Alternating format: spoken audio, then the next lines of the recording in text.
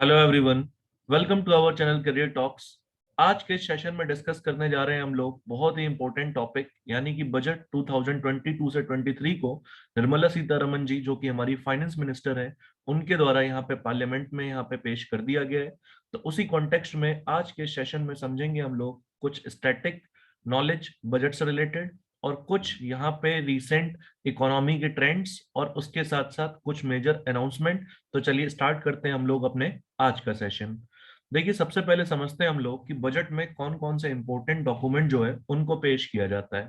तो पूरे बजट में आपके मोस्ट इंपॉर्टेंट डॉक्यूमेंट की अगर मैं बात करूं तो चार मोस्ट इंपॉर्टेंट डॉक्यूमेंट होते हैं। बाकी सब जो नाम देख रहे हैं आप वो बस उन चार डॉक्यूमेंट्स को एक्सप्लेन करने के लिए होते हैं। तो यहाँ पर इसमें सबसे पहला डॉक्यूमेंट है एनुअल फाइनेंशियल स्टेटमेंट। इस डॉक्यूमेंट के कॉन्टेक्स्ट में लिखा गया है आर्टिकल 112 के 12 में। और एक्चुअली जो बजट है, बजट वर्ड का इस्तेमाल कहीं भी पूरे कॉन्स्टिट्यूशन में नहीं किया गया है। बजट वर्ड की जगह जो हम वर्ड इस्तेमाल करते हैं वो एक्चुअली एनुअल फाइनेंशियल स्टेटमेंट ही है।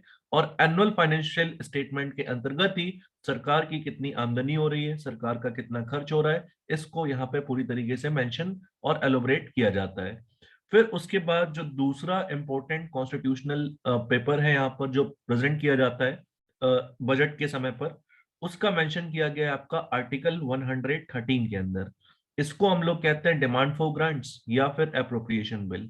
तो इसमें एक्चुअली डिफरेंट डिफरेंट मिनिस्ट्रीज जो हैं वो अपने स्कीम्स को चलाने के लिए पार्लियामेंट से एक निश्चित फंड एलोकेट करने की रिक्वेस्ट करती है। और फिर पार्लियामेंट इन डॉक्यूमेंट्स को पास करने के लिए जब वोटिंग करती है तो यहाँ पर हम मानते हैं कि जो ग्रांट की डिमांड थी डिफरेंट मिनिस्ट्री और स्कीम्स के द्वारा उसे पास कर दिया गया है। तो अलग अलग मिनिस्ट्री अपनी अपनी तरफ से ग्रांट्स का डिमांड रखती हैं और इसी प्रोसेस को मेंशन किया गया है आर्टिकल 113 में, जिसे बजट पेश करते समय पे भी प्रेजेंट किया जाता है। फिर उसके बाद अगला इंपॉर्टेंट बिल है फाइनेंस बिल। और फाइनेंस बिल का मेंशन किया गया है आर्टिकल 110 ए में। ये फाइनेंस बिल है तो इसे एक प्रकार से आप मनी बिल भी समझ सकते हैं। और इस बिल को पार्लियामेंट में इस वजह से प्रेजेंट किया जाता है जब गवर्नमेंट के द्वारा डिफरेंट टैक्स स्ट्रक्चर्स में या टैक्स स्लैब्स में अगर किसी तरह का कोई चेंज लाने की कोशिश की जा रही हो तो वहां पर ऐसे सभी मुद्दों को जिस बिल में क्लासिफाई किया जाता है उसी बिल को हम लोग फाइनेंस बिल कहते हैं। तो ये तीन इंपॉर्टेंट कॉन्स्टिट्यूशनल डॉक्यूमेंट्स हैं, इनके बारे में हमें जरूर पता होना चाहिए। और ये तीन इंपॉर्टेंट कॉन्स्टिट्यूशनल डॉक्यूमेंट्स बजट में प्रेजेंट करना गवर्नमेंट के लिए एकदम नेसेसरी होता है, ऑब्लिगेटरी होता है। फिर उसके बाद बात करें तो उसके बाद नेक्स्ट इंपॉर्टेंट डॉक्यूमेंट जो है वो है आपका एफआरबीएम डॉक्यूमेंट। एक्चुअली ये डॉक्यूमेंट को पेश करने के लिए एक एक्ट लाया गया था 2003 में, जिस एक्ट को हम आप लोग जानते हैं fiscal responsibility budget management act 2003 के नाम से।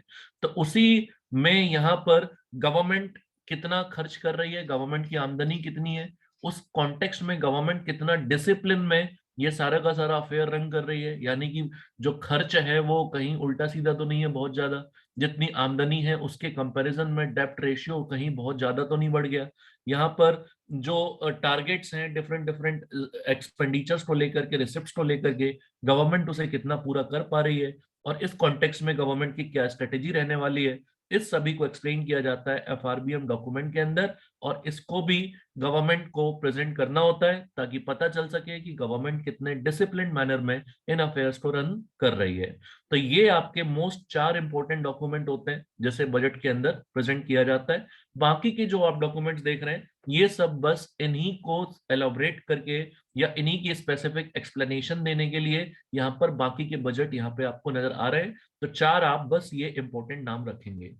अब समझते हैं हम लोग एनुअल फाइनेंशियल स्टेटमेंट के बारे में, क्योंकि इसी में सरकार की सारी आमदनी और सारे खर्चे का लेखा जोखा हमारे द्वारा देखा जाता है। तो एनुअल फाइनेंशियल स्टेटमेंट जिसका वर्णन किया गया है आपका कॉन्स्टिट्यूशन के आर्टिकल 112 में। तो एनुअल फाइनेंशियल स्टेटमेंट में हम देखते हैं कि एक्चुअली क्या क्या यहाँ पे प्रेजेंट किया जाता है। देखो, सबसे पहली बात, सरकार जो भी खर्चा करती है, सरकार को जो भी फंड मिलता है बजट जब पास होता है तो उसमें से सरकार को सारा का सारा पैसा जो ऑलमोस्ट मिलता है वो मिलता है आपका कंसोलिडेटेड फंड ऑफ इंडिया से। इसी फंड में सरकार का चाहे डायरेक्ट और इनडायरेक्ट टैक्सेस से या लोन से लिया हुआ पैसा या फिर लोन लौटाने का खर्चा या फिर बात करें तो यहाँ पर जितने भी सरकार के एक्सपेंडिचर होते हैं वो एक्सपेंडिचर सरकार actually consolidated fund of India से ही यहाँ पर पैसा निकालती है। गवर्नमेंट जो है, इसके लिए गवर्नमेंट को पैसा निकालने के लिए पार्लियामेंट की अप्रूवल चाहिए होती है। और इस फंड के बारे में भी आर्टिकल 266 के सब क्लॉज 1 में यहाँ पे एक्सप्लेन किया गया है। Controller auditor general of India जो होते हैं वो टाइम टाइम से इस फंड को ऑडिट करते रहते हैं, और अगर कोई रेलेवेंट लेजिस्लेचर की जरूरत है मैनेजमेंट के कॉन्टेक्स्ट में तो उसके लिए भी सजेशन देने का काम करते हैं। फिर दूसरा आता है हमारा कॉन्टिजेंसी फंड ऑफ इंडिया। इसको रखा गया है आर्टिकल 267 के सब क्लॉज 1 के अंतर्गत, और इसका जो कॉर्पस होता है वो 500 करोड़ के आसपास होता है। वैसे कॉन्टिजेंसी फंड ऑफ इंडिया को संभालने की जिम्मेदारी प्रेसिडेंट की होती है, बट प्रेसिडेंट के बिहाफ पे जो फाइनेंस मिनिस्ट्री के सेक्रेटरी होते हैं उनके द्वारा इस फंड को मैनेज किया जाता है। इस फंड का इस्तेमाल किया जाएगा जब कोई अनएक्सपेक्टेड या अनफोर्सीन एक्सपेंडिचर गवर्नमेंट के सामने आ जाएगा और गवर्नमेंट के पास कोई और रास्ता नहीं है, तो उस कॉन्टेक्स्ट में यहाँ पर कॉन्टिजेंसी फंड से प्रेसिडेंट से परमिशन लेकर के गवर्नमेंट उस सिचुएशन में पैसा निकाल सकती है, बट आमतौर से इस फंड का इस्तेमाल नहीं किया जाता है। फिर उसके बाद आता है public account fund of India. इसका मेंशन किया गया है आर्टिकल 266 के सब क्लॉज 2 के अंदर। तो जितने भी पब्लिक का पैसा है, अगर डायरेक्ट टैक्सेस या इनडायरेक्ट टैक्सेस के रूप में हटा दो जो कंसोलिडेटेड फंड ऑफ इंडिया में नहीं पहुंच रहा, वो पैसा, चाहे वो पैसा पब्लिक का पैसा बैंक सेविंग अकाउंट के फॉर्म में हो सकता है वेरियस मिनिस्ट्रीज के अंदर, नेशनल स्मॉल सेविंग फंड में हो सकता है, डिफेंस फंड में हो सकता है, नेशनल इन्वेस्टमेंट फंड में हो सकता है, फिर national calamity and contingency fund हो सकता है, पीएफ हो सकता है, पोस्टल इंश्योरेंस हो सकते हैं और सिमिलर तरह के फंड हो सकते हैं। तो उसी कॉन्सेप्ट, उसी कॉन्टेक्स्ट में सरकार का ये वाला हिसाब किताब जिसमें ये फंड को मैनेज करती है वो एक्चुअली पब्लिक अकाउंट फंड के माध्यम से ही मैनेज करती है। तो इसमें सरकार के द्वारा रिसिप्ट्स और डिसबर्समेंट्स नाम की दो एक्टिविटी यहाँ पे कंटिन्यूसली करी जाती हैं, और इसी तरीके से गवर्नमेंट इस फंड में जब पब्लिक के पैसे को पीएफ या पोस्टल इंश्योरेंस या स्मॉल सेविंग फंड इन सब के पैसे को मैनेज करती है, तो government actually as a banker काम कर रही होती है इस फंड को मैनेज करते समय पर। तो बजट जब एलोकेट किया जाता है तो उसमें भी इस फंड से पैसा एलोकेट नहीं किया जाता है। तो जो मेनली पैसा या गवर्नमेंट सारा अपना जो खर्च करेगी वो कंसोलिडेटेड फंड ऑफ इंडिया के अकाउंट से ही खर्च करने वाली है, और उसी के लिए पार्लियामेंट यहाँ पे वोट करने का काम करती है। अब सवाल ये उठता है कि इसमें इस फंड से पैसा निकालने के लिए सरकार को दो चीजों का हिसाब देना पड़ता है यहाँ पर। अब इसको हम लोग जरा आराम से और डिटेल में समझेंगे कि ये क्या है कॉन्सेप्ट। तो सबसे पहला होता है रेवेन्यू बजट और दूसरा होता है कैपिटल बजट। आप इसे रेवेन्यू अकाउंट के नाम से भी जान सकते हैं या फिर आप इसे कैपिटल अकाउंट के नाम से भी जान सकते हैं। तो देखो सिंपल सा डेफिनेशन मैं आपको बताऊं, रेवेन्यू अकाउंट में सरकार जो भी पैसा पा रही है, यानी कि सरकार को जो भी पैसा मिल रहा है या सरकार जो भी पैसा खर्च कर रही है, इसका इस्तेमाल जो है वो अक्सर सरकार के द्वारा एसेट क्रिएशन पे नहीं होगा, ठीक है। लेकिन कैपिटल अकाउंट या कैपिटल बजट में सरकार जो भी पैसा पाती है या जो भी पैसा खर्च करती है उसका बहुत हद तक लेना देना यहाँ पर एक तरीके से क्रिएशन ऑफ एसेट से है। क्रिए उस इन इन पैसे के द्वारा एसेट्स का कहीं ना कहीं क्रिएशन यहाँ पे किया जाता है। तो रेवेन्यू एक्सपेंडिचर जो है उसमें सरकार के पास इसी को अब डिटेल में हम एक और ग्राफ के माध्यम से समझते हैं। तो चलते हैं हम लोग अपने नेक्स्ट ग्राफ के ऊपर। तो सबसे पहले मैं समझाता हूं आपको कि रेवेन्यू बजट क्या है। तो रेवेन्यू बजट को हम दो भागों में बांट सकते हैं। एक पहला भाग है रेवेन्यू रिसिप्ट और दूसरा भाग है रेवेन्यू एक्सपेंडिचर। रिसिप्ट से आप क्लियरली मतलब समझ रहे होंगे कि सरकार की जो भी आमदनी हो रही है उसको क्लासिफाई किया जाएगा रिसिप्ट्स के अंदर, और सरकार का जो भी खर्चा हो रहा है उसको क्लासिफाई किया जाएगा यहाँ पे एक्सपेंडिचर के ऊपर। तो यहाँ पर ये एक तरह का ऐसा खर्चा है जो सरकार को डे टू डे एडमिनिस्ट्रेशन अपना चलाने के लिए नेसेसरली चाहिए होता है। और एक ये रेवेन्यू रिसिप्ट एक ऐसी आमदनी है जो almost on day to day basis सरकार की आमदनी भी होती रहती है। तो यहां पर अगर हम लोग बात करें तो जब सरकार what ever spend and received occasionally by government will come under capital account, and what ever spend and received by government on daily basis comes under revenue account. And we can classify that revenue account into two parts. The first part is receipts part and second part is expenditure part. तो अब यहाँ पर जो revenue receipt है उस revenue receipt के अंतर्गत क्या क्या चीजें आती हैं। तो देखो सबसे पहले सरकार का जितना भी टैक्स कलेक्शन है अब इनकम टैक्स के रूप में, कॉरपोरेट टैक्स के रूप में, वेल्थ, कस्टम, एक्साइज, सर्विस, सब इसको हम कहते हैं टैक्स रिसिप्ट्स। और ये जो जितना भी टैक्स रेवेन्यू है, टैक्स रिसिप्ट्स है, चाहे डायरेक्ट या चाहे इनडायरेक्ट, सबको क्लासिफाई किया जाता है रेवेन्यू रिसिप्ट के अंदर। फिर कुछ होते हैं नॉन टैक्स रिसिप्ट्स, जैसे कि सरकार ने किसी को लोन दे रखा है तो उस पर जो ब्याज मिल रहा है सरकार को रेगुलर टाइम से, पीएसयूज के माध्यम से जो डिविडेंड के थ्रू प्रॉफिट कमा रही है सरकार, टोल फी के माध्यम से, टिकट कलेक्शन के माध्यम से, ग्रांट्स के माध्यम से, यहाँ पे सरकार की जो भी आमदनी होती है उसको यहाँ पे क्लासिफाई किया जाता है नॉन टैक्स रेवेन्यू के अंदर। और इन्हीं tax plus non tax revenue को मिला के हम कहते हैं रेवेन्यू रिसिप्ट्स। फिर उसके बाद अगर हम लोग रेवेन्यू एक्सपेंडिचर की बात करें तो एनीथिंग, देखो, anything that does not create in या anything that does not result in creation of assets, it is treated as revenue expenditure. So it is the expenditure for normal running of government departments and for rendering of various services such as making interest on payment of debt, meeting subsidies, grant and aid, etc. इसको भी हम दो तरीके से इस expenditure को बांट सकते हैं। इस तरह के एक्सपेंडिचर को आप लोग कुछ हद तक प्लान एक्सपेंडिचर कह सकते हैं और इसको हम लोग नॉन प्लान एक्सपेंडिचर कह सकते हैं। तो इस प्लान एक्सपेंडिचर को हम लोग कुछ हद तक डेवलपमेंटल एक्सपेंडिचर कंसिडर कर सकते हैं। लेकिन इस डेवलपमेंटल एक्सपेंडिचर में एसेट्स का क्रिएशन नहीं होगा, केवल जैसे जो गवर्नमेंट है उस गवर्नमेंट के द्वारा जो भी एसेट्स है उस एसेट्स की मेंटेनेंस पे जरूर खर्चा यहाँ पे किया जा सकता है। ठीक है, स्टेट्स को यहाँ पे ग्रांट वगैरह दिया जा सकता है, लेकिन यहाँ पर इससे एसेट्स का क्रिएशन नहीं होता है नॉर्मली। फिर उसके बाद अगर हम लोग इस तरह के एक्सपेंडिचर की बात करें तो ये नॉन डेवलपमेंटल एक्सपेंडिचर है। ये एक्सपेंडिचर बस इसलिए जरूरी है क्योंकि सरकार को अपना day to day administration run करना है और उसकी वजह से यहाँ पर इस तरह के खर्च जो है वो जरूरी हो जाते हैं। तो इसके अंतर्गत आप देख सकते हैं कि लॉ एंड ऑर्डर मेंटेन करने के लिए जो भी एक्सपेंडिचर लगेगा, फिर सब्सिडीज के फॉर्म में, सैलरीज के फॉर्म में, पेंशन के फॉर्म में, फिर उसके बाद सरकार ने जो लोन ले रखा है उस पर टाइम टाइम से सरकार को इंटरेस्ट भी पे करना है, तो वो इंटरेस्ट पेमेंट्स, ये सब जो आते हैं, डिफेंस पे खर्चा, ये सब जो आता है आपका, ये आता है नॉन डेवलपमेंटल एक्सपेंडिचर की कैटेगरी में। और इसे भी हम लोग क्लासिफाई कर सकते हैं रेवेन्यू एक्सपेंडिचर की कैटेगरी में। तो यहां पर जो बजट है उस बजट में दो अकाउंट पेश किए जाते हैं, एक रेवेन्यू अकाउंट, एक कैपिटल अकाउंट। आई गेस यहां पे क्लैरिटी मिल गई होगी कि रेवेन्यू अकाउंट किसको कहते हैं। और अब हम चलते हैं हम लोग कैपिटल अकाउंट को समझने। और कैपिटल अकाउंट का मतलब यह है कि इसमें जो आमदनी हो रही है या इसमें जो खर्च हो रहा है उसका लेना देना बहुत हद तक क्रिएशन ऑफ एसेट से है। तो जिस तरीके से कैपिटल अकाउंट जो है वो capital account on day to day basis नहीं चलता है ये आपका, ठीक है। कैपिटल अकाउंट के कॉन्टेक्स्ट में जो भी स्पेंड किया जाता है या रिसीव किया जाता है गवर्नमेंट के द्वारा, उसका नेचर ओकेजनली होता है। मतलब वो ओकेजनली आप इसमें कुछ रिसीव करते हैं या कुछ खर्च करते हैं। आप डे टू डे बेसिस पे आपके ये रिसिप्ट्स नहीं होते और ना ही डे टू डे बेसिस पे आपके एक्सपेंडिचर होते हैं। और अक्सर इस अकाउंट में जो पैसा होता है उसका इस्तेमाल किया जाता है एसेट्स के क्रिएशन के लिए। तो समझते हैं उसमें सबसे पहले कैपिटल रिसिप्ट्स के सोर्सेस क्या है। तो सबसे पहला सोर्स है सरकार जितना भी आरबीआई से पैसा ले रही है, मार्केट से सरकार जितना भी पैसा ले रही है, फिर अदर सोर्सेस के माध्यम से, नेशनल स्मॉल सेविंग फंड के माध्यम से सरकार जितना लोन उठा रही है मार्केट से, पीएसयू जो है वो अगर लोन ले रही है तो यहाँ पर इसमें जितना भी पैसा सरकार लोन ले रही है तो वो सरकार की एक तरीके से इनकम मानी जाती है।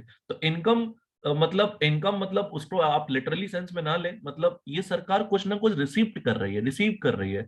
तो इस वजह से सर्टेन लोन्स जो हैं उसको रिसिप्ट की कैटेगरी में डाला जाता है। फिर इसमें एक्सटर्नल डेब्ट्स आते हैं, डिसइन्वेस्टमेंट के माध्यम से सरकार जब कोई कंपनी सेल करती है तो उसका पैसा आता है। गवर्नमेंट एसेट्स जो है वो जब यहाँ पर सेल किया जाता है तो उससे पैसा आता है। फिर जो सरकार ने लोन दे रखा होता है जब उसकी रिकवरी करी जाती है तो उससे पैसा आता है। और इस सभी पैसे को क्लासिफाई किया जाता है अपने कैपिटल रिसिप्ट के अंदर। फिर उसके बाद आता है हमारा दूसरा कैपिटल एक्सपेंडिचर। और कैपिटल एक्सपेंडिचर के अंदर भी दो तरीके से आप एक्सपेंडिचर को देख सकते हैं, प्लान एक्सपेंडिचर और नॉन प्लान एक्सपेंडिचर। हालांकि ये प्लान और नॉन प्लान एक्सपेंडिचर का कॉन्सेप्ट 2017 के बजट से अबॉलिश कर दिया गया है, लेकिन हम अपने अंडरस्टैंडिंग के लिए इसको समझ रहे हैं। तो कैपिटल एक्सपेंडिचर में वो एक्सपेंडिचर आते हैं जो डिफरेंट सेंट्रल गवर्नमेंट मिनिस्ट्रीज या फिर स्टेट और यूटी के द्वारा किया जाता है यहाँ पर। तो अच्छा, सिंपल सी बात मैं बता दूं, ये एक्सपेंडिचर वो एक्सपेंडिचर है जो एक्विजिशन ऑफ एसेट्स पे किया जाएगा। जैसे लैंड, बिल्डिंग, मशीनरी, इक्विपमेंट, इनमें से किसी का भी एक्विजिशन करना है तो वहां पर जो खर्च होगा सरकार के द्वारा उसको हम कैपिटल एक्सपेंडिचर कहेंगे। फिर सरकार जो है डिफेंस पे भी कुछ बड़ा कैपिटल एक्सपेंडिचर कर सकती है, जैसे राफाल विमान मंगाना। वो डे टू डे बेसिस का खर्चा तो नहीं है, वो एक टाइम का खर्चा है। तो ऐसे एक्सपेंडिचर को भी कैपिटल एक्सपेंडिचर हम डिफेंस के कॉन्टेक्स्ट में कंसिडर कर सकते हैं। फिर उसके बाद राज्यों को लोन देना, ये भी डेली डेली नहीं दे रही सरकार, ओकेजनली देती है, तो वो भी कैपिटल एक्सपेंडिचर का पार्ट है अपना।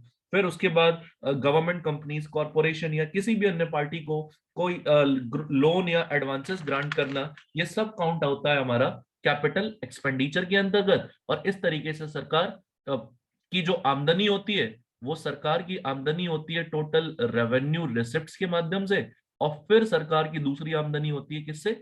कैपिटल रिसिप्ट्स के माध्यम से। तो ये है सरकार के टोटल इनकम का सोर्स। और अगर हम सरकार के टोटल एक्सपेंडिचर के सोर्स को यहाँ पे मेजर करें तो आप हिसाब लगा सकते हैं कि जितना भी रेवेन्यू एक्सपेंडिचर अकाउंट में जो सरकार खर्च कर रही है और जितना भी अपना कैपिटल एक्सपेंडिचर में खर्चा किया जा रहा है, ये है सरकार का टोटल एक्सपेंडिचर, ये है सरकार का टोटल रिसिप्ट। और अगर आपका एक्सपेंडिचर जो है वो अगर रिसिप्ट से ज्यादा हो जाता है तो इसका मतलब हमारा जो बजट है वो बजट आपका डेफिसिट में रहने वाला है। और अगर इसका उल्टा सीन होता है कि एक्सपेंडिचर लेस देन रिसिप्ट है तो इसका मतलब हमारा जो बजट है वो सरप्लस में रहता है। और चूंकि हम लोग एक डेवलपिंग नेशन है अभी, तो हमें अभी एक्सपेंडिचर ज्यादा करना है, एसेट्स क्रिएशन अभी हमें बहुत करना है। जब वो हो जाएंगे तब फ्यूचर में उनसे पैसा मिलने लग जाएगा, तब हमारा रिसिप्ट बढ़ेगा, तब कहीं जाके हम सरप्लस में आ जाएंगे। तो फिलहाल हमारा बजट रहता है डेफिसिट में, यानी कि जो हमारे खर्चे होते हैं वो खर्चे अभी हाल फिलहाल में ज्यादा होते हैं इनकम के कंपैरिजन में। तो ये कॉन्टेक्स्ट हमने देखा है। अब इसके बाद जब ये दोनों ही अकाउंट पास कर दिया जाता है, बजट जब प्रेजेंट किया जाता है, तो उसके ऊपर यूनियन बजट को लेकर के डिस्कशन होता है लोकसभा और राज्यसभा दोनों में। फिर उसके बाद हाउस को स्थगित कर दिया जाता है। जैसे अब बजट पेश किया गया तो हाउस एडजर्न हो चुका है फ्यू वीक के लिए। फिर उसके बाद जो डिफरेंट डिफरेंट स्टैंडिंग कमिटीज हैं वो स्क्रूटिनाइज करेंगी इंडिविजुअल मिनिस्ट्रीज की डिमांड एंड ग्रांट्स को कि वो कितना फेयर है कितना फेयर नहीं है। तो उसके बाद फिर यहाँ पर डिटेल डिस्कशन की जाएगी पार्लियामेंट के द्वारा, और फिर वोटिंग करी जाएगी सर्टेन मिनिस्ट्रीज के डिमांड को लेकर के। फिर डिमांड सारी डिमांड को मिला करके जब इकट्ठे वोटिंग करी जाएगी, फिर उसी के बाद यहाँ पर पास किया जाएगा अप्रोप्रिएशन या फाइनेंस बिल को। और अगर ये वोटिंग नहीं होती है तो ऐसे में मान लो वोट करने को राजी नहीं होती है सरकार, सॉरी पार्लियामेंट में बैठे हुए मेंबर्स फाइनेंस बिल के कॉन्टेक्स्ट में या किसी कॉन्टेक्स्ट में, तो यहाँ पर एक नो कॉन्फिडेंस मोशन का भी माहौल बन जाता है पार्लियामेंट के अंदर। बट ऐसा अक्सर होता नहीं है, यहाँ पे नॉर्मली ये बजट आराम से पास हो जाता है। तो अब मे बी जब ये कुछ हफ्ते बीत जाएंगे, वापस वोटिंग होगी, तब बजट ही आपका फाइनली जाकर के पास होगा। अब इसके बाद नेक्स्ट एस्पेक्ट हम लोग समझते हैं यहाँ पर। तो जो नेक्स्ट एस्पेक्ट है उसमें हम जरा यहाँ पे ये समझने की कोशिश कर रहे हैं कि इंडिया में इनकम का टोटल सोर्स क्या है और इंडिया में एक्सपेंडिचर का टोटल सोर्स क्या है। यानी कि यहां पे मैं आपको समझाना चाह रहा हूं कि मान लो इंडिया की टोटल इनकम 1 रुपए है, तो वो 1 रुपए की इनकम किन किन सोर्सेज से होती है, उसमें से कितना परसेंटेज किन किन सोर्सेज से आता है। सेम मैं आपको अगले ग्राफ में समझाऊंगा कि अगर इंडिया टोटल खर्च करता है अपना जितना भी, तो उसका कितना परसेंट वो किस किस पार्ट में खर्च करता है। तो सबसे पहले देखते हैं कि हमारी इनकम के सोर्सेस क्या है। ठीक है, तो हमारी इनकम के सोर्सेस की अगर हम लोग बात करें तो हमारे इनकम के जो डिफरेंट सोर्सेस हैं उसमें सबसे बड़ा सोर्स जो है वो हमारा बोरोइंग एंड अदर लाइबिलिटीज है। यानी कि हमारा जो रिसिप्ट है, उस रिसिप्ट में सबसे बड़ा शेयर जो हम मार्केट से या आरबीआई से पैसा उधार लेते हैं, वो हमारा सबसे बड़ा पार्ट बनता है। तो ये इसलिए चिंता की बात है क्योंकि ये रियल सेंस में इनकम तो है नहीं, बट चूंकि आप कुछ प्राप्त कर रही है गवर्नमेंट, तो इसे रिसिप्ट वाले अकाउंट में ही कंसिडर करना पड़ता है। सो बोरोइंग एंड अदर लाइबिलिटीज से हमें 35% जो इनकम है हमारी वो होती है। फिर 35% के बाद सेकंड नंबर पे सबसे ज्यादा जीएसटी से कलेक्शन होता है। 16% of our income comes from GST. फिर जीएसटी के बाद कॉर्पोरेशन टैक्स 15%। फिर उसके बाद कॉर्पोरेशन टैक्स के बाद इनकम टैक्स 15%। फिर इनकम टैक्स के बाद नेक्स्ट हम लोग बात करें तो एक्साइज टैक्स आपका 7% के आसपास। फिर नॉन टैक्स रेवेन्यू 5%, कस्टम्स 5%, और नॉन डेप्ट कैपिटल रिसीट, यानी कि इसमें डिसइन्वेस्टमेंट की जो प्रोसीड है या फिर गवर्नमेंट जो कंपनी के शेयर जारी करके या बोनस शेयर को इशू करके जो पैसा कमाती है, ये सब लोन्स और एडवांसेस के माध्यम से जो रिकवरी करती है, ये सबको क्लासिफाई किया जाता है नॉन डेप्ट कैपिटल रिसीप्ट के अंदर, और इसमें कंट्रीब्यूशन इनकम में स्टार्ट केवल 2% है। यानी कि आप ट्रेंड याद रखिए, सबसे ज्यादा इनकम का बड़ा सोर्स है बोरोइंग एंड अदर लाइबिलिटीज, और फिर उसके बाद सेकंड नंबर पे आता है अपना जीएसटी का प्रोविजन। अब देखते हैं कि हम लोगों का एक्सपेंडिचर का पैटर्न क्या है। तो एक्सपेंडिचर के पैटर्न को हम लोग जरा सा समझते हैं यहाँ पर, ठीक है। अब देखो एक्सपेंडिचर का जो पैटर्न है यहाँ पर, उसमें सबसे ज्यादा एक्सपेंडिचर हमारा किसी चीज पे होता है, तो चूंकि हमारी बोरोइंग सबसे ज्यादा है, इनकम का सोर्स में बोरोइंग सबसे ज्यादा था, इस वजह से उस बोरोइंग के ऊपर इंटरेस्ट भी हमें अच्छा खासा पे करना पड़ता है। तो इस वजह से हमारा अच्छा खासा जो एक्सपेंडिचर हो जाता है वो इंटरेस्ट का पैसा लौटाने में हो जाता है। हम जितना भी यहाँ पर एक्सपेंडिचर करते हैं उसमें सबसे बड़ा एक्सपेंडिचर इंटरेस्ट का पेमेंट है, यानी कि उस पैसे से कोई भी विकास नहीं हो रहा, वो बस हमें इंटरेस्ट के रूप में देना पड़ रहा है। फिर उसके बाद सेकंड नंबर पे आता है जितना भी यहाँ पर पैसा सरकार ने कलेक्ट किया है, उसमें 17% पैसा स्टेट को चला जाता है, उनका जो शेयर है टैक्सेस और ड्यूटीज में उसकी वजह से। फिर इसके बाद सबसे ज्यादा पैसा खर्च होता है फिर सेंट्रल सेक्टर स्कीम में, सेंट्रल गवर्नमेंट की जो स्कीम्स हैं। फिर उसके बाद फाइनेंस कमीशन और अदर ट्रांसफर्स जो है उसमें 10% पैसा जाता है। सेंट्रली स्पॉन्सर्ड स्कीम यानी कि जिसमें राज्य और केंद्र दोनों मिलकर के काम कर रही है, उसमें 9% पैसा जाता है हमारा। अदर मिसलेनियस एक्सपेंडिचर में 9% पैसा मान लो। फिर डिफेंस में ऑलमोस्ट 8% जाता है, सब्सिडीज में 8%, और पेंशन के क्षेत्र में आपका 4% पैसा यहाँ पर खर्च किया जाता है। तो ये है अपने गवर्नमेंट का एक्सपेंडिचर पैटर्न, और इससे पहले आपने देखा वो था गवर्नमेंट का इनकम पैटर्न। और इस तरीके से अगर इनकम जो है वो एक्सपेंडिचर से कम रहेगी तो बजट डेफिसिट में रहेगा। इसी वजह से हम अपने बजट के डिफरेंट कंपोनेंट्स को अक्सर डेफिसिट के टर्म्स में पढ़ने का काम करते हैं। तो चलिए आइए वो भी देख लेते हैं हम लोग कि क्या है ये डेफिसिट का कॉन्सेप्ट और किसको कहते हैं डेफिसिट। देखो सबसे पहले आता है अपना फिस्कल डेफिसिट। अब फिस्कल डेफिसिट की एक यहाँ पर सिंपल सी डेफिनेशन लिखी है कि total expenditure minus revenue receipt plus non डेप्ट क्रिएटिंग कैपिटल रिसिप्ट। अब टोटल एक्सपेंडिचर में क्या आएगा भाई? टोटल एक्सपेंडिचर में आप बताइए क्या आएगा? इसमें कैपिटल एक्सपेंडिचर भी आएगा, और कैपिटल एक्सपेंडिचर के साथ साथ इसमें रेवेन्यू एक्सपेंडिचर भी आएगा, जिसको अभी हम लोग पीछे कुछ देर पहले देख करके आए हैं। तो टोटल एक्सपेंडिचर में ये आएगा। और माइनस इसमें लिखा है हमने टोटल रेवेन्यू की नहीं लिखा। आप सोच रहे होंगे कि यहाँ पे टोटल रेवेन्यू लिखना चाहिए था, फिर तो यहाँ पे टोटल रेवेन्यू क्यों क्यों नहीं लिखा हमने? देखो देखो सिंपल सी बात है, total expenditure minus total revenue जब आप लिखते हो तो एक्चुअली में ये कहलाता है बजट डेफिसिट। इसको हम लोग फिस्कल डेफिसिट नहीं कहते हैं, इसको हम लोग कहते हैं बजट डेफिसिट। और इस बजट डेफिसिट के कॉन्टेक्स्ट में अगर आप देखें तो देखो सबसे पहली बात, बजट डेफिसिट में ये जो टोटल रिसिप्ट का कंपोनेंट है इसमें दो चीजें आ जाएंगी आपकी। एक तो आ जाएगा कैपिटल रिसिप्ट, और कैपिटल रिसिप्ट के साथ साथ आ जाएगा अपना रेवेन्यू रिसिप्ट। तो रेवेन्यू रिसिप्ट क्या है, उसके क्या सोर्सेस हैं, ये आपको मैंने अभी थोड़ी देर पहले बता ही दिया। कैपिटल रिसिप्ट के क्या सोर्सेस हैं वो भी हमने देखा। तो कैपिटल रिसिप्ट के अगर सोर्सेस हम देखें कुछ, तो उसमें तो लोन्स भी आता है, बोरोइंग्स भी आती है, ठीक है। अब लोन्स और बोरोइंग्स ऐसी हैं जो कि डेप्ट कैपिटल रिसिप्ट्स हैं, यानी कि सरकार पर उधार है एक तरीके से, ठीक है, जिसको सरकार को लौटाना है। तो इसे रिसिप्ट के टर्म्स में कैसे गिन सकते हो आप? एक बार को disinvestment, recovery of loan, government जो एसेट का सेल कर रही है उससे जो पैसा आ रहा है कैपिटल रिसिप्ट के फॉर्म में, वो पैसा आप गिनोगे क्योंकि वो डेप्ट क्रिएटिंग कैपिटल नहीं है। लेकिन ये जो लोन और बोरोइंग आप गिन लेते हो कैपिटल रिसिप्ट के अंदर, ये तो डेप्ट क्रिएटिंग कैपिटल है। इसी वजह से हम यहाँ पे टोटल रेवेन्यू ना लिख करके इसको हटा देते हैं और केवल ऐड करते हैं नॉन डेप्ट क्रिएटिंग रिसिप्ट्स को।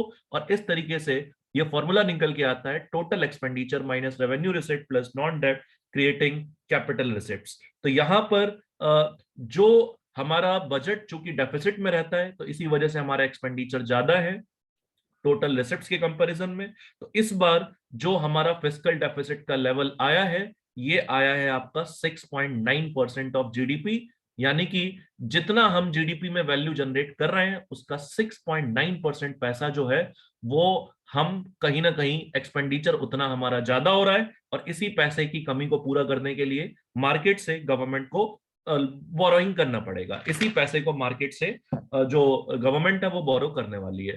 फिर एक होता है रेवेन्यू डेफिसिट। रेवेन्यू डेफिसिट का मतलब simple, revenue expenditure minus revenue receipt. फिर एक होता है इफेक्टिव रेवेन्यू डेफिसिट। और इफेक्टिव रेवेन्यू डेफिसिट के अंतर्गत हम लोग क्या करते हैं इसमें, तो रेवेन्यू डेफिसिट में से एक्चुअली इफेक्टिव रेवेन्यू डेफिसिट में हम करते क्या है कि जो रेवेन्यू डेफिसिट हमने लिखा है उस रेवेन्यू डेफिसिट में से हम निकाल देते हैं क्या, तो जो भी हमने ग्रांट्स सेंट्रल गवर्नमेंट ने दी है स्टेट गवर्नमेंट को जिसका इस्तेमाल किया जाना है कुछ ना कुछ एसेट क्रिएट करने के लिए, उसको हम लोग यहाँ पे निकाल देते हैं, तो वही बन जाता है अपना इफेक्टिव रेवेन्यू डेफिसिट। और फिर एक कंपोनेंट आता है प्राइमरी डेफिसिट, जिसमें जो भी हमारा टोटल फिस्कल डेफिसिट है उसमें उसमें कहीं ना कहीं एक एक्सपेंडिचर ये भी है कि हमें टाइम टाइम से इंटरेस्ट पे करते रहना है, तो उसको हटाना भी यहाँ पे जरूरी हो जाता है। इस वजह से यहाँ पर जब फिस्कल डेफिसिट के फॉर्मूले में से आप इंटरेस्ट लाइबिलिटीज को रिड्यूस कर देते हो, हटा देते हो, तो वही बन जाता है हमारा प्राइमरी डेफिसिट। तो इस कॉन्टेक्स्ट में मैं आपको डाटा बता देता हूँ। इस बार का प्राइमरी डेफिसिट रहा 3.3% ऑफ जीडीपी, राइट। जो इंपॉर्टेंट फैक्ट्स हमें जानना जरूरी है उसको मैं यहाँ पे लिख दे रहा हूँ क्लियरली। सो प्राइमरी डेफिसिट रहा इस बार 3.3% of GDP. Effective revenue deficit रहा इस बार 3.7% ऑफ जीडीपी, ठीक है। ये पिछले साल का एक इवेल्यूएशन है। और फिर उसके बाद अगर हम फिस्कल डेफिसिट की बात करें, रेवेन्यू डेफिसिट की बात करें, तो रेवेन्यू डेफिसिट रहा इस बार 4.7% ऑफ जीडीपी। ये नंबर्स आप याद रख सकते हैं। और फिर फिस्कल डेफिसिट की बात करें तो फिस्कल डेफिसिट रहा इस बार 6.9% ऑफ जीडीपी, ठीक है। तो ये इस कॉन्टेक्स्ट में हमने समझा कि गवर्नमेंट जो है वो गवर्नमेंट के एक्सपेंडिचर जो कि ज्यादा है, तो उसी में जब हम इंटरेस्ट को हटाते हैं या फिर बोरोइंग्स को माइनस करते हैं तो हम कुछ सही कैलकुलेशन पे पहुंचते हैं। और ये डिफरेंट डिफरेंट वही कैलकुलेशंस हैं जो गवर्नमेंट की एक्चुअल पोजीशन हमें बताती है। इसमें सबसे इंपॉर्टेंट डाटा होता है फिस्कल डेफिसिट का, तो इसको आप याद रखेंगे कि ये 6.9% रहने वाला है इस पूरे साल के लिए। अब इसके बाद हम लोग चलेंगे नेक्स्ट कुछ डेफिसिट के ट्रेंड्स को समझने। तो डेफिसिट के अगर हम लोग ट्रेंड को समझें तो देखो सबसे पहली बात यहाँ पर 2021 से 22 के लेवल पे देखते हैं हम लोग। सबसे पहले ये वाला लेवल हम देखते हैं, तो 2021 से 22 में फिस्कल डेफिसिट 6.9% ऑफ जीडीपी रहा। फिर उसके बाद रेवेन्यू डेफिसिट मैंने लिखा 4.7% ऑफ जीडीपी रहा। फिर उसके बाद इफेक्टिव रेवेन्यू डेफिसिट 3.7% रहा। और प्राइमरी डेफिसिट आपका 3.3% ऑफ जीडीपी रहा है ये। अब इसके बाद नेक्स्ट ईयर के एस्टीमेट को भी आप देख लेते हैं। तो नेक्स्ट ईयर जो फिस्कल डेफिसिट है वो फिस्कल डेफिसिट डेफिनेटली कम होगा, 6.4% पे जाएगा। रेवेन्यू डेफिसिट में भी कमी आएगी, यानी कि डेफिसिट मतलब हम जो अपना एक्सपेंडिचर ज्यादा हो रहा था, इनकम कम हो रही थी लॉकडाउन के सिचुएशन की वजह से, उस गैप को अब हम फिल करेंगे, तो इसीलिए ये ग्राफ नीचे गिरेगा। फिर उसके बाद रेवेन्यू डेफिसिट भी 2.8 रहने वाला है और प्राइमरी डेफिसिट भी 2.6 रहने वाला है। तो एक तरीके से डाउनवर्ड ट्रेंड शो कर रहा है अगले साल के लिए, जो कि लॉकडाउन पीरियड में आपको कहीं कहीं ये ग्राफ जैसे फिस्कल डेफिसिट के केस में ग्राफ बढ़ते हुए देखने को मिला था। तो ये ट्रेंड ध्यान रखिए, ये ट्रेंड किस तरीके से डेफिसिट का चल रहा है। अब इसके बाद दोस्तों हम समझते हैं कि इस डेफिसिट को पूरा करने के लिए गवर्नमेंट किस तरीके से मार्केट से बोरो करती है। तो यहाँ पर इस डेफिसिट को पूरा करने के लिए गवर्नमेंट के बोरो करने का जो सबसे बड़ा सोर्स माना जाता है, वो सबसे बड़ा सोर्स माना जाता है मार्केट बोरोइंग्स। और मार्केट बोरोइंग्स के बाद कुछ हद तक फिर नंबर आता है सिक्योरिटी अगेंस्ट स्मॉल सेविंग्स का। तो गवर्नमेंट अपने डेफिसिट को फाइनेंस करने के लिए इन टूल्स का सहारा लेती है। और इन टूल्स का सहारा लेके जैसे स्टेट प्रोविडेंट फंड हो गया, एक्सटर्नल डेब्ट हो गया, सिक्योरिटी अगेंस्ट स्मॉल सेविंग हो गई, इंटरनल डेब्ट और पब्लिक अकाउंट हो गया, draw down of cash balance हो गया, मार्केट बोरोइंग्स हो गई, तो सबसे ज्यादा बड़ा शेयर मार्केट बोरोइंग्स का रहता है। और ये आप देख सकते हैं कि किस तरीके से 21 से 22 और 22 से 23 में मार्केट बोरोइंग गवर्नमेंट की बढ़ने वाली है, क्योंकि इस बजट में अच्छा खासा फोकस किया गया है कैपिटल एक्सपेंडिचर को बढ़ाने को लेकर के, जिससे एसेट क्रिएट होगा, जिससे जो 5 ट्रिलियन का जो विजन है वो विजन भी रियलाइज करने में कुछ हद तक यहाँ पे भारत सरकार को हेल्प मिलने वाली है। तो दोस्तों इस सेशन में हम यहीं पे रुकते हैं। जल्दी ही मैं आपके लिए इस बजट सेशन का पार्ट सेकंड लेकर के आऊंगा।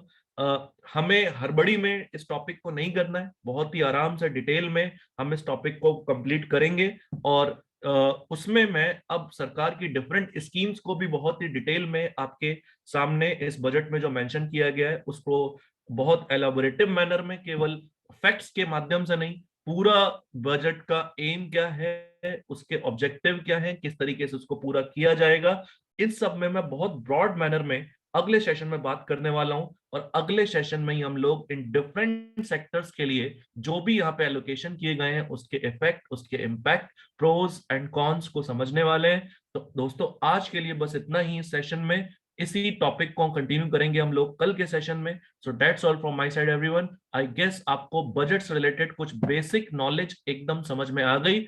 ये नॉलेज जरूरी है, हर साल बजट इसी तरीके से पेश किया जाता है जिस तरीके से मैंने आपको एक्सप्लेन किया, और हर साल के लिए यही टर्म्स इंपॉर्टेंट रहने वाले हैं। So that's all for today from my side everyone. कल हम इसी सीरीज को कंटिन्यू करते हैं। So thank you everyone and have a good day to all of you.